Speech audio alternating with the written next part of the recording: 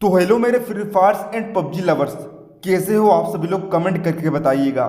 इस वीडियो में हम आपका 23 मार्च को होने वाला कक्षा 11वीं फिजिक्स यानी कि भौतिक शास्त्र का यहाँ पर आपका बिल्कुल रियल गारंटेड पेपर आपके लिए लेकर आ चुके हैं। जी हाँ विद्यार्थियों, देखिए हमारे हाथों में आ चुका है आपका फिजिक्स का बिल्कुल रियल पेपर।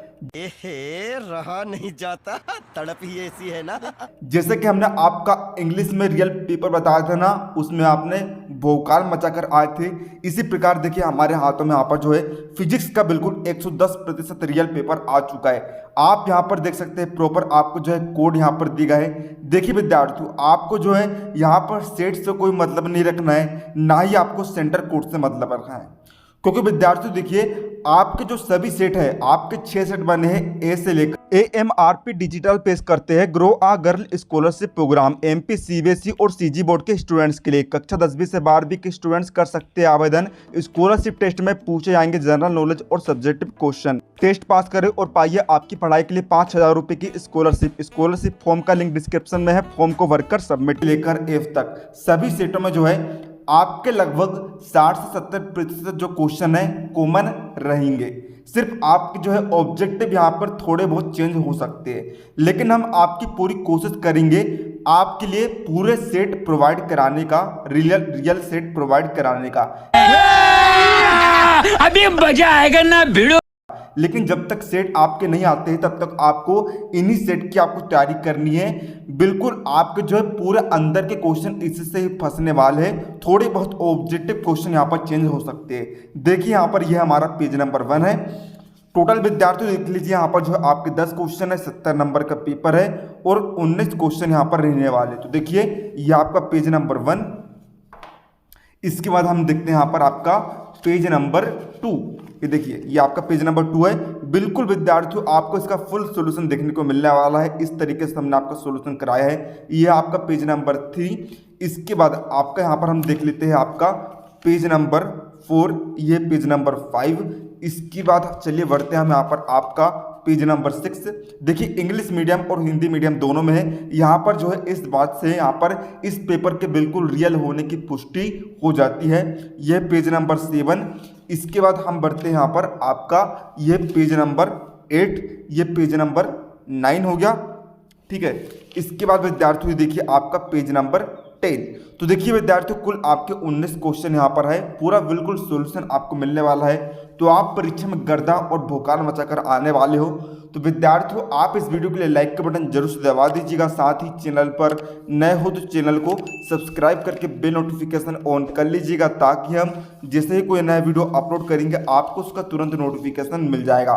तो सारे निर्देश आप पढ़ सकते हैं। चलिए वीडियो को हम बिना किसी देरी के शुरू यहाँ पर कर लेते हैं। और हाँ विद्यार्थियों, यदि आप इसका PDF सॉल्यूशन डाउनलोड करना चाहते हो तो आप किस प्रकार डाउनलोड कर सकते हैं यह वीडियो में अभी आगे मैं आपको बता दूंगा। तो यहाँ पर देखिए सबसे पहले हम जो है सही विकल्प का आंसर यहाँ पर देख लेते हैं। सही विकल्प आपके 7 नंबर के आने वाले हैं। 7 क्वेश्चन आपके रहने वाले हैं। पहला सही विकल्प है निम्नलिखित में से किस ताप पर जल का घनत्व सर्वाधिक होगा, है ना। कौन से ताप पर जो है जल का घनत्व सर्वाधिक होगा, तो इसका आंसर आएगा -4 डिग्री सेंटीग्रेड। अगला है श्यानता गुणांक का मात्रक होता है। तो बच्चों श्यानता गुणांक का मात्रक क्या होता है? देखिए यहाँ पर थोड़ी सी आपकी जो है बोर्ड ने जो है टाइपिंग में मिस्टेक कर दी है। यहाँ पर क्या आएगा? पवाज आएगा। तो विद्यार्थियों यहाँ पर इसको उतर जाएगा पवाज यानी कि PI। अगला है कोणीय संवेग का एसआई मात्रक क्या है विद्यार्थियों? जूल सेकंड होता है। बिल्कुल विद्यार्थियों आपको एक एक क्वेश्चन को रट लेना है। आपको गारंटी दे सकता हूँ, इसके अलावा आपको एक भी क्वेश्चन बाहर से पढ़ने की आवश्यकता नहीं बनेगी। सेम टू सेम पेपर इसी से यहाँ पर बनने वाला है। चौथा क्वेश्चन है अप्रत्यास्थ संगठन में संरक्षित रहता है। तो विद्यार्थियों क्या संरक्षित रहता है? अप्रत्यास्थ संगठन में संवेग संरक्षित रहता है। और यदि आपको बाय चांस क्वेश्चन में पूछा जाता है कि प्रत्यास्थ संगठन में क्या संरक्षित रहता है, तो विद्यार्थियों आप क्या लिखेंगे? गतिज ऊर्जा। प्रत्यास्थ संगठन में गतिज ऊर्जा और अप्रत्यास्थ संगठन में संवेग संरक्षित रहता है। प्रश्न 5वां में दिया है अधिकतम दूरी तक प्रक्षेपित करने हेतु प्रक्षेप कोण होना चाहिए। तो विद्यार्थियों कितना होना चाहिए? यदि हमें अधिकतम दूरी तक प्रक्षेपित करना है तो प्रक्षेप कोण हमारा रहना चाहिए 45 डिग्री। अगला है एक एमयू किसके बराबर होता है विद्यार्थियों? 1.6 × 10⁻⁻27 किलोग्राम के बराबर होता है। बिल्कुल विद्यार्थियों, एक एक प्रश्न को आप रट लीजिए, बिल्कुल समझकर आप याद कर लीजिए। 7वां क्वेश्चन है यहाँ पर, गुरुत्वीय स्थितिज ऊर्जा का मान शून्य होता है। कहाँ पर होता है विद्यार्थियों? हमारे चयन अनुसार कभी भी। अब यहाँ पर जो है आप इंग्लिश मीडियम में आंसर देख लीजिए। पहले का आंसर -4 डिग्री सेंटीग्रेड, दूसरे का ओनियन PI, थर्ड का जूल सेकंड, फोर्थ का यहाँ पर हो जाएगा मोमेंटम। इसके बाद हम यहाँ पर बढ़ते हैं, देखिएगा फिफ्थ का आंसर यहाँ पर क्या होगा? फिफ्थ का आंसर यहाँ पर हो जाएगा 45 डिग्री सेंटीग्रेड।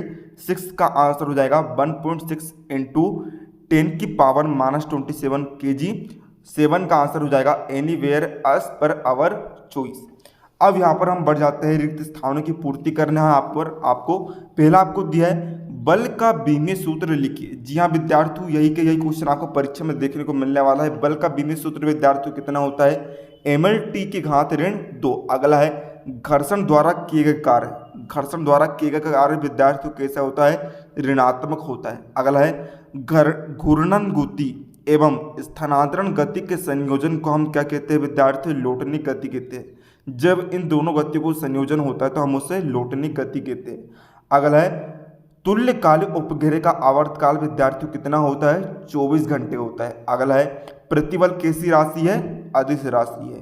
अगला है किसी पदार्थ की अवस्था परिवर्तन के लिए आवश्यक ऊष्मा को, है ना, यदि हमें किसी पदार्थ की अवस्था में परिवर्तन करना है ना, जैसे कि ठोस है तो हमें ठोस को द्रव में बदलना है, तो हम जो ऊष्मा की हमें आवश्यकता पड़ती है उस आवश्यक ऊष्मा को हम क्या कहते हैं? गुप्त ऊष्मा कहते हैं। अगला है आवर्तकाल के व्युत्क्रम, यानी कि आवर्तकाल का विपरीत यानी कि उल्टा को हम विद्यार्थियों के कहते हैं आवृत्ति। या फिर यही क्वेश्चन आपको इस तरह से पूछा जा सकता है, आवृत्ति के व्युत्क्रम को क्या कहते हैं? तो विद्यार्थियों आप उत्तर में लिख लेंगे आवर्तकाल, यानी कि ये दोनों जो है एक दूसरे के व्युत्क्रम है, यानी कि उल्टे।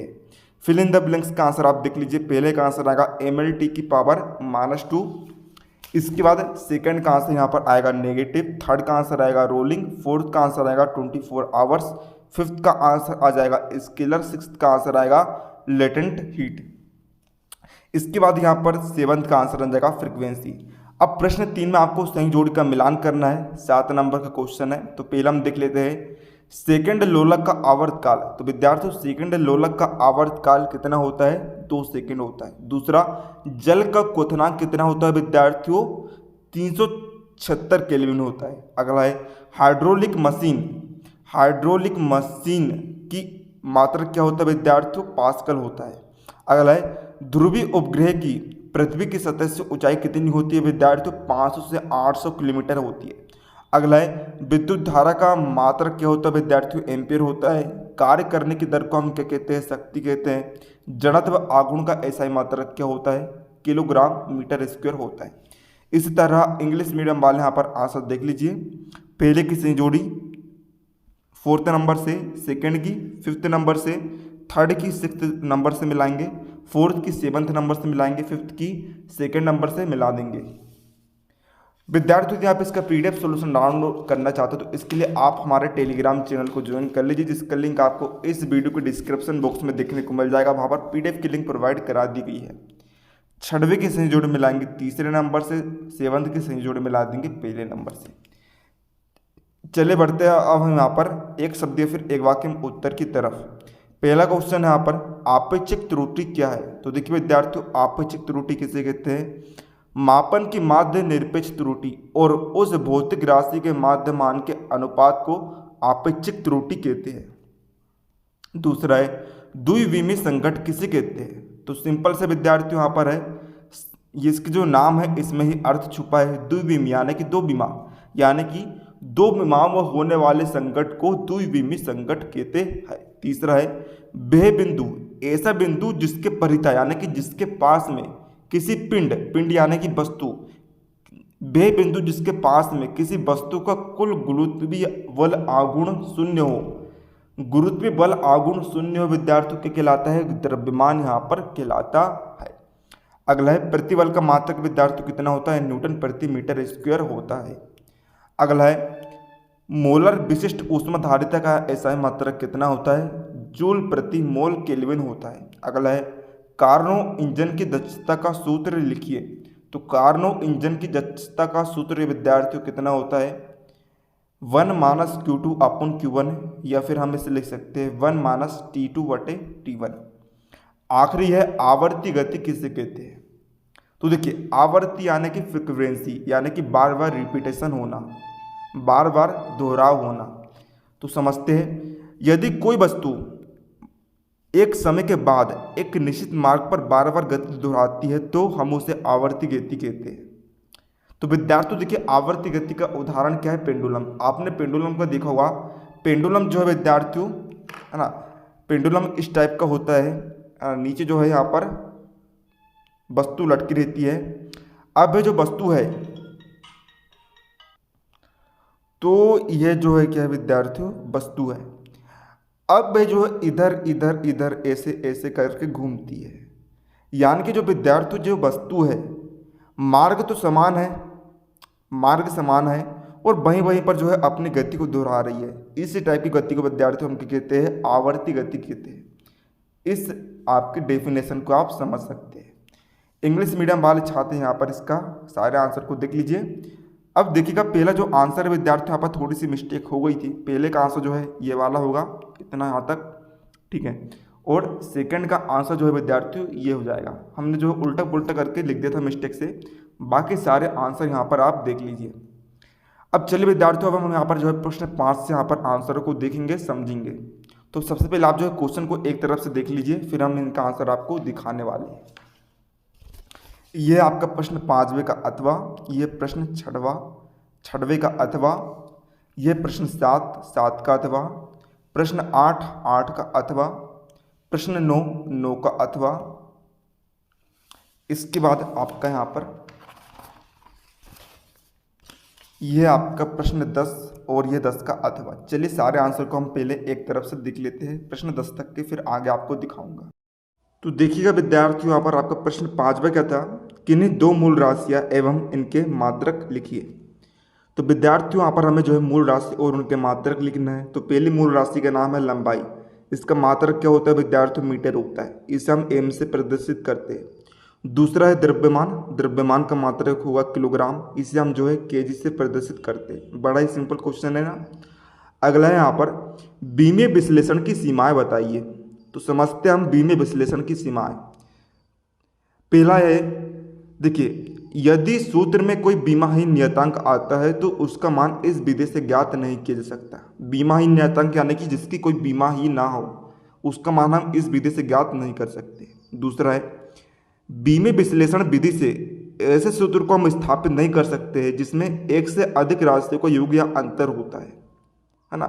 एक से अधिक राशि या तो इकट्ठे आ सकती है या फिर अलग अलग हो सकती है। सिर्फ हम एक ही राशि का यहाँ पर बीमीय विश्लेषण कर सकते हैं। तो ये आपका सेकंड पॉइंट यहाँ पर हो जाएगा। अगला है, ऐसे सूत्र स्थापित नहीं कर सकते जिनमें कोई बीमीय नियतांक आता है। चलिए विद्यार्थियों, अब हम बढ़ते हैं प्रश्न क्रमांक 6 की तरफ। प्रश्न क्रमांक 6 क्या है? सदिशों के योग संबंधी त्रिभुज नियम लिखिए। तो विद्यार्थियों बिल्कुल आपको रट लेना है, इसे आपको समझा भी यहाँ पर देता हूँ मैं। और विद्यार्थियों देखिए, आपको जो है यहाँ पर मैं आपको एक बात कह देना चाहता हूँ। आपको जो है, आपको मेन और अथवा दोनों क्वेश्चन आपको रटना है, क्योंकि विद्यार्थियों देखिए यहाँ पर जो है हमने आपका पेपर लीक कर दिया है। तो अब जो एमपी बोर्ड है वह आपके सेट में से मेन या फिर अथवा में से किसी एक क्वेश्चन को जो है एक्सचेंज यहाँ पर कर देगा।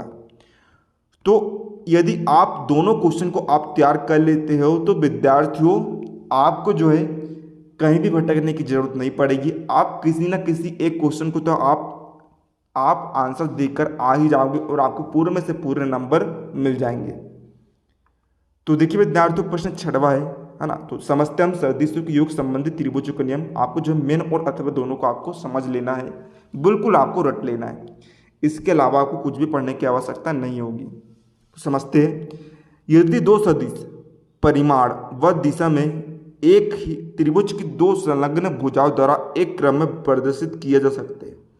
जैसे हम इसे विद्यार्थियों यहाँ पर चित्र के माध्यम से समझने का प्रयास करते हैं। क्या कह रहा है? दो सदिश, यहाँ पर हमने देखा दो सदिश ए और सदिश बी, परिमाण व दिशा में एक त्रिभुज की दो संलग्न भुजाओं द्वारा है ना। एक ही त्रिभुज की दो संलग्न भुजाएं है, यानी कि आपस में जुड़ी हुई भुजाएं क्या है, क्यूपी और ओपी है ना। इन दोनों भुजाओं द्वारा एक क्रम में प्रदर्शित किए जा रहे हैं, है ना। देखिए एक ही क्रम, यानी कि दोनों सदिश जो है इधर ही जा रहे हैं, है ना। तो ये आपका पहला लाइन यहाँ पर हो जाता है।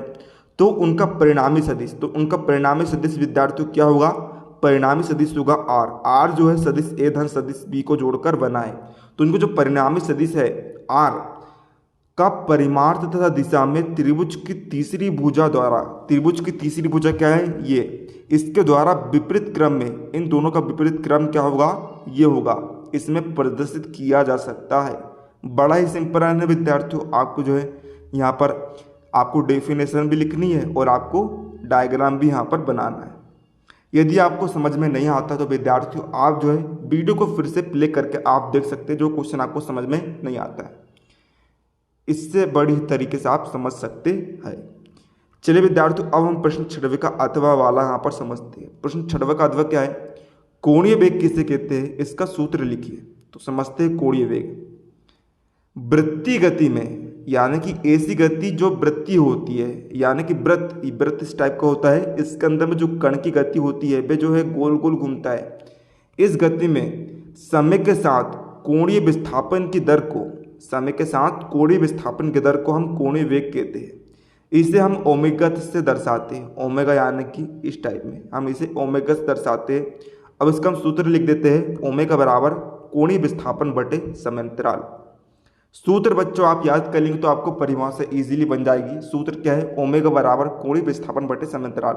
तो आप इसे किस टाइप से लिख सकते हैं, सूत्र की मदद से, किसी वृत्तीय गति में, है ना, वही यहाँ पर सेम टू सेम हो जाएगा।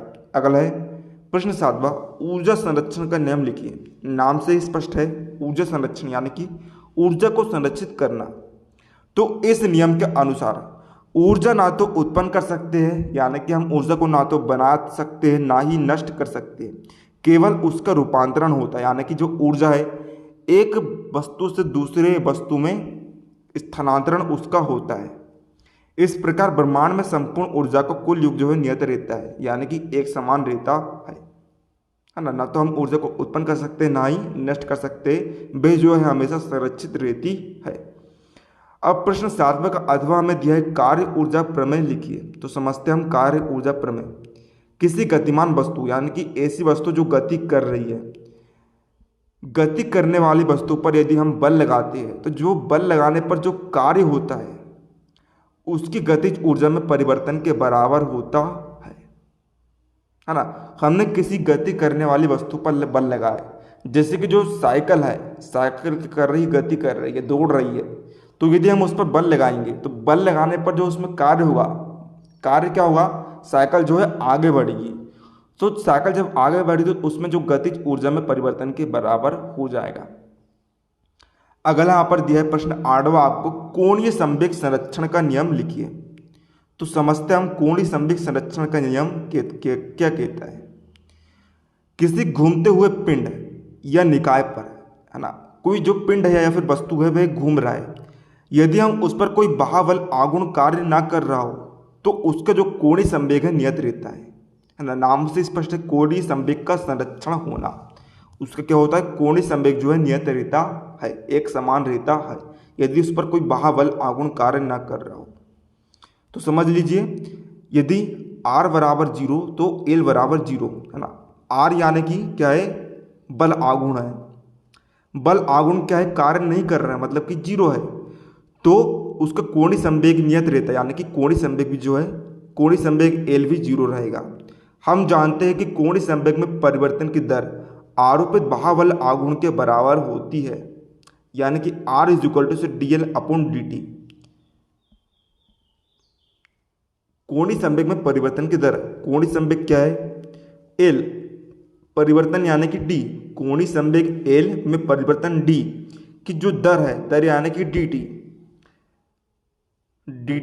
है ना, मतलब कि dl/dt किसके बराबर होती है, बल आगुण यानी कि r। यदि बाह्य आगुण शून्य हो, यानी कि r का मान क्या हो, 0 हो, तो हम क्या लिख सकते हैं, dl/dt बराबर 0। तो यहाँ पर जो है l के कहलाएगा विद्यार्थियों, नियतांक यहाँ पर कहलाएगा, नियत रहता है।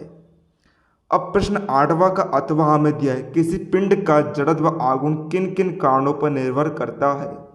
तो समझते हम किसी पिंड का जड़त्व आघूर्ण किन किन कारणों पर निर्भर करता है। पहला है पिंड के द्रव्यमान पर निर्भर करता है। दूसरा घूर्णन अक्ष के सापेक्ष द्रव्यमान वितरण पर निर्भर करता है।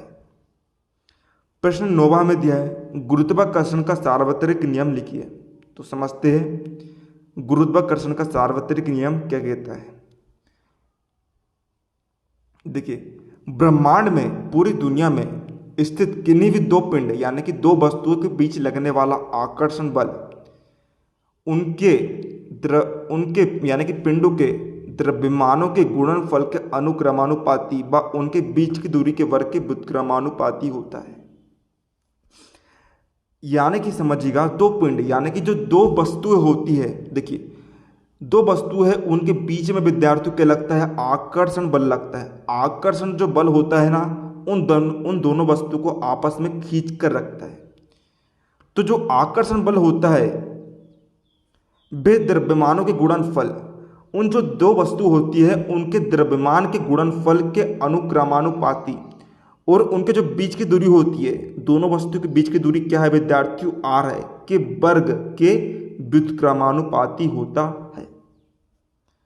प्रश्न 9वां का अथवा हमें दिया है, गुरुत्वीय विभव किसे कहते हैं। तो समझते हैं एकांक द्रव्यमान के पिंड को अनंत से गुरुत्वीय क्षेत्र के किसी बिंदु तक लाने में जो कार्य करना पड़ता है उसे उस बिंदु पर गुरुत्वीय विभव कहते हैं ना। मान के चलिए विद्यार्थियों, आपने जो है एकांक द्रव्यमान का पिंड लिया, उसे आपने अनंत से गुरुत्वीय क्षेत्र तक बिंदु तक लाने में आपने जो कार्य करा, हमें उस बिंदु पर उसका गुरुत्वीय विभव कहते हैं। अब प्रश्न 10वां में दिया है, पास्कल का नियम लिखिए। तो समझते हैं पास्कल का नियम, हेडिंग डालेंगे पास्कल का नियम।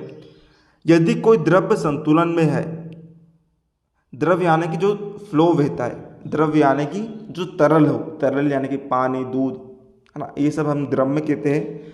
यदि कोई द्रव्य संतुलन में है तो द्रव्य पर आरोपित दाब उसके प्रत्येक इकाई क्षेत्रफल पर समान रूप से वितरित हो जाता है।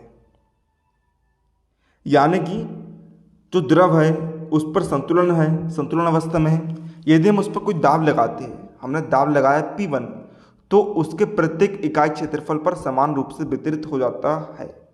यानी कि जो दाब है वह द्रव के प्रत्येक क्षेत्रफल पर, जितना भी क्षेत्रफल है प्रत्येक क्षेत्रफल पर समान रूप से वितरित हो जाता है। यानी कि P1 बराबर P2 हो जाएगा। और सारा सूत्र आप देख सकते हैं। इसका अनुप्रयोग हम किस में करते हैं, पहला हाइड्रोलिक प्रेस में, दूसरा हाइड्रोलिक ब्रेक में, तीसरा हाइड्रोलिक लिफ्ट में। अब यहाँ पर प्रश्न 10वां में दिया है, प्रत्यास्था गुणांक किसे कहते हैं। तो समझते हैं प्रत्यास्था की सीमा के अंतर्गत प्रतिबल व विकृति के अनुपात को प्रत्यास्था गुणांक कहते हैं। इसे अक्षर ई से दर्शाते हैं। इसका सीजीएस पद्धति में मात्रक डाइन प्रति सेंटीमीटर स्क्वायर तथा एसआई पद्धति में न्यूटन प्रति सेंटीमीटर स्क्वायर है। तो विद्यार्थियों, अब जो प्रश्न 11 से लेकर 19 तक के हल है आपको नेक्स्ट पार्ट में देखने को मिल जाएगा, जिसका लिंक आपको इस वीडियो को डिस्क्रिप्शन बॉक्स में दी गई है। तो जाइए और देखिए। मिलते हैं आपको अगले किसी नए वीडियो।